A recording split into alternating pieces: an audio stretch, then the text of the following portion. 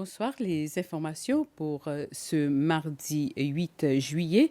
Le ministre de l'Éducation a admis que de la bière avait été vendue lors de la 45e édition du championnat interscolaire qui se déroulait au stade Linité le samedi 5 juillet. Répondant à une question du chef de l'opposition à l'Assemblée nationale, Sébastien Pillet, sur les raisons de la vente d'alcool sur le site, le docteur Justin Valentin a indiqué qu'un seul stand vendait ces boissons, ce à partir de 17 heures, heure prévue de la fin de la compétition. Il a précisé que cela faisait partie d'une deuxième série d'activités organisées dans la zone de divertissement pour les familles. Le ministre Valentin a reconnu que la vente de l'alcool avait eu lieu alors que les compétitions étaient toujours en cours et qu'elle était réservée aux adultes.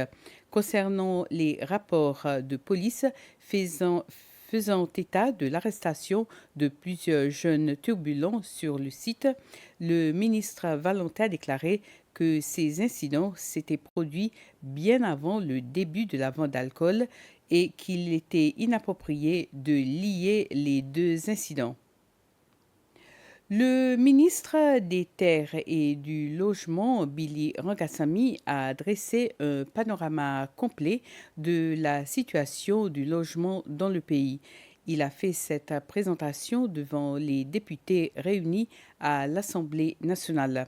Le ministre a présenté les progrès réalisés au cours des 4 dernières années sur divers projets menés par son ministère et a fait part de ses attentes pour l'avenir.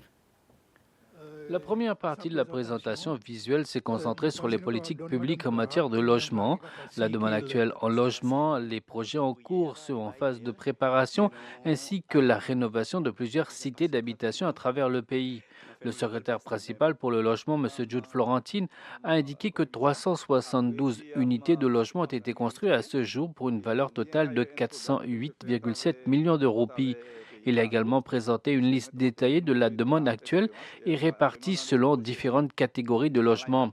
En plus des unités déjà livrées, plusieurs nouveaux projets ont été entamés par l'Agence pour les infrastructures des Seychelles, SIA, a ajouté M. Florentine.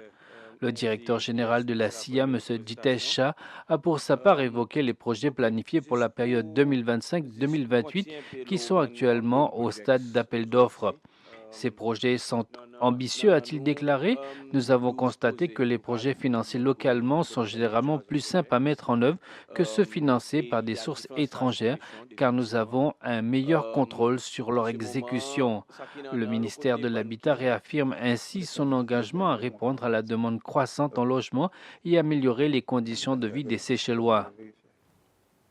La plateforme de la société civile CEPS, en partenariat avec l'Organisation des Nations Unies pour les femmes, a conduit aujourd'hui un atelier de sensibilisation aux violences faites aux femmes, notamment dans le domaine politique. Ces violences ne sont pas seulement physiques, elles peuvent être également sociales, psychologiques et économiques. Cet atelier vise à la sensibilisation des groupes de la société civile aux défis que les femmes doivent affronter lorsqu'elles entrent dans l'espace politique et comment elles doivent aborder cet espace. Un des aspects mis en lumière, ce sont les menaces souvent négligées empêchant les femmes de participer à la vie politique. L'intervenante était Mme Maureen Chonguet, spécialiste régionale pour la politique des Nations Unies. La Chine et les Seychelles renforcent leur coopération dans plusieurs domaines. En effet, une délégation de la province du Sichuan est actuellement dans le pays où elle a été reçue ce matin par le président Wavalonkalawan à State House. Avant l'entretien avec le chef de l'État, les délégations ont signé 2 accords de coopération. Le premier protocole d'accord a été signé entre la ville de Victoria et la ville de Chengdu, qui est la capitale administrative de la province de Sichuan. La maire par intérim de Victoria, Lydia Charlie, et le vice-maire de Chengdu, Zhao Yang, ont procédé à la signature de ce document. L'objectif principal de cet accord est de renforcer la collaboration entre les deux municipalités dans des secteurs tels que le tourisme, l'économie et le commerce. Ce partenariat vise à établir une plateforme d'échange culturel et économique plus dynamique entre les deux villes. Le second protocole d'accord a été conclu entre le ministère de l'Éducation des Seychelles et le département de l'Éducation de la province de Sichuan.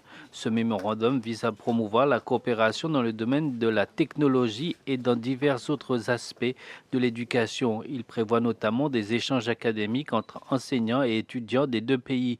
Ces signatures marquent une nouvelle étape dans le renforcement des relations entre les Seychelles et la Chine, en particulier avec la région de Sichuan, ouvrant la voie à une collaboration élargie et durable.